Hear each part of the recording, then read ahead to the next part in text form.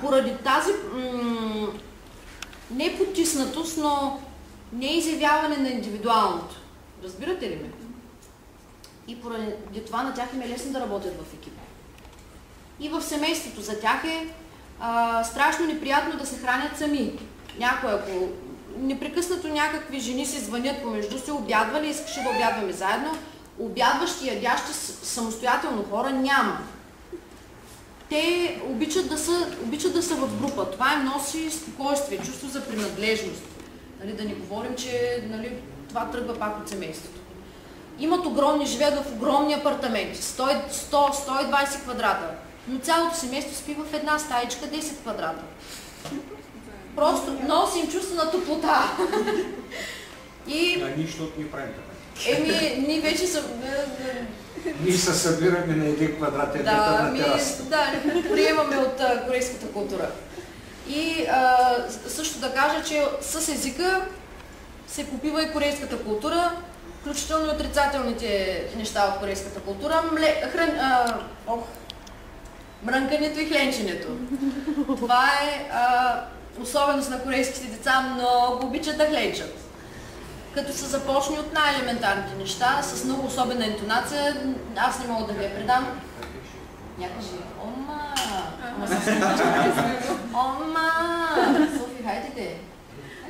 Добре, хайдете. Не иска, добре.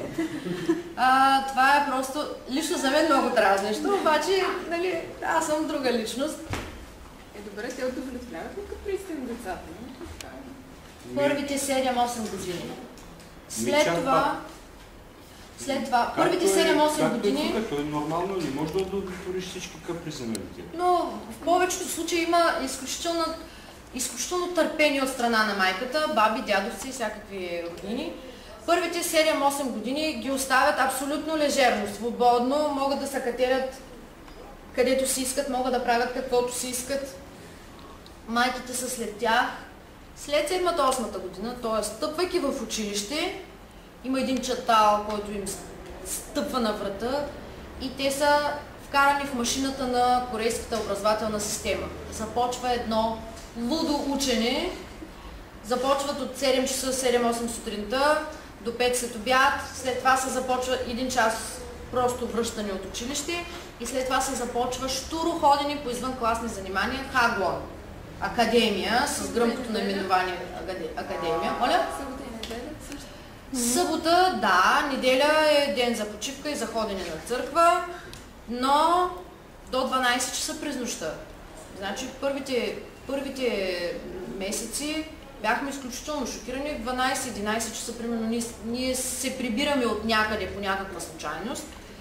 11 часа виждаме ученици в униформи с книжките под ръка или жълтите автобусчета на училищата, на академиите, прибират различни ученици. След това съм говорила с едно момиченце на 16 години. Тя каза, че под давление на родителите си ходи на 5 такива извънкласни занимания. Социални науки, математика, китайски, английски. Колко станаха? 4. И още нещо имаше, което не мога да се спомня. И при теб. Да, и при мен идваше от време на време. И след това, през ваканцията, ако си мислите, че е време за почивка, много се лъжите. През ваканцията, която е кратка, не са като при нас 2-3 месеца през лятото, имат разхвърляни през учебната година имат разхвърляни кратки ваканции. Значи през тези кратки ваканции започва супер интензивен курс по английски. Просто нон-стоп, примерно 10 часа или 8 часа те учат английски до объркване. Другия ден е математика. Всички те спят академии, когато е ваканционното време, нали, те са в интензивни. Те са умножени по 10. И японски, китайски, много ги стимулират също да учат японски и китайски. Казва, че японски за тях е по-лесно да научат, отколкото китайски. Аз нямам идея. Мисля, че е невъзможно за научаване. Не научават, те научават по иероглифи, ти ги знаят. Нали? Но има много корейци, които могат да четат на китайски. Аз съм виждал японец, кореец и китаец. Те нямат как да се разберат, освен ако си говорят на английски. Но си говориха за нещо специфично и започнаха да пишат знаците. Всеки от тримата знае какво значи знака и почнаха много по-бързо да се разбират, отколкото ако комуникират на английски. Да, просто английски. Пишейки, има един малък проблем само с корейците и с японците. Нали? Японците са малко са модернизирали писмената система, а корейците не са приели нито една от реформите на писмените знаци китайски.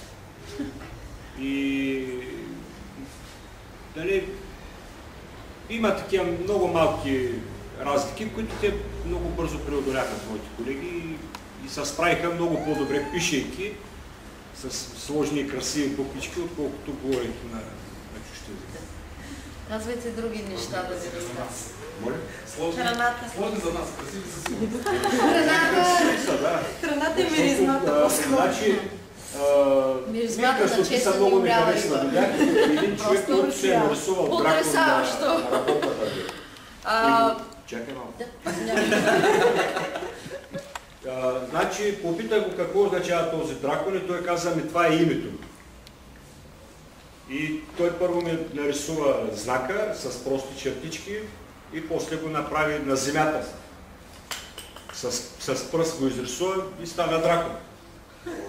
Да, аз от японския знам, че... За храната ли да разказваш? Да, храната, но кимчи най-ваши са. За храната в началото беше много депресиращо. Особено като минахме по щанда за рибите, просто ужас. И най-депресиращото, предполагам, за нея беше, когато си гониш и мерцето с клечките, така по масата. Да, първия ден, в който посетих корейски ресторант, просто клечките сами падаха от ръцете ми. Понеже те ядат с метални клечки, които много се хлъзват и като не си... И особено има някои модели, имат с малка разлика, примерно във формата и в материала. И до сега не мога, примерно, да се храня с тях. Тези, които не са матирани или са много тежки, ми е трудно да боравя с тях. Беше ме срам да си поискам вилица, обаче пред перспективата да остана гладна, срам не срам, поисках си една вилица, просто клечките сами падаха от ръцете ми. Впоследствие свикнахме. Иначе за храната миризма страшна. Кимчето, когато се развали, е просто убийствено. Рибата, като се развали, е просто... Сухата риба. Сухата риба... Само в асансьора се изнася и аре.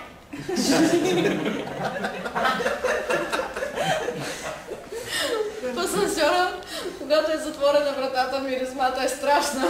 Просто не трябва радиация, не трябва усмъртяващи газове. Но първите 2 години беше ни трудно. От тук от там. Водораслите и до сега няма свикване с тях. Жилави са, гадни са, миришат, не ми харесват. Що бе, но не пиеш бира? Това са живите, тези, които са зелените ливите водорасли. Белите деца правят на чорба. Да. Но има други водорасли, които са изсушени на листи, те се казват ким. Те са много приятни, с орище са много вкусни. В първите месеци просто разликата е страшна. Хляба е сладък, салама е сладък, месото е сладко, люто. Просто всичко е точно на обратното на нашите вкусове. Най-скъпото месо е мазните свински гърди, а най-ефтиното е деликатното бонфиле, при което ни бяхме потресени, просто как е възможно, но за тях е страшен деликатес, мазните. Защото могат да го опекат. Могат да го изпекат и стараят се да не консумират мазнината, но останалата част от храната им е безмазна, което прави поносимо яденето на самгьопсар, на тези мазните свински гърди. Това е поносимо. Иначе храната им е безсолна, безмазна, сладка и люта. Но не толкова сладка, може би както не знам, в смисъл не е много сладка, но има смесване на сладко, люто, кисело, което с течение на годините ти започва да ти харесва. Но в началото е определено трудно. Кимчето Има различни видове кимчи, има отряпа, има различни ферментирали зеленчуци, бук, просто листа отряпа, но има и вкусно. Има и такова, което е вкусно.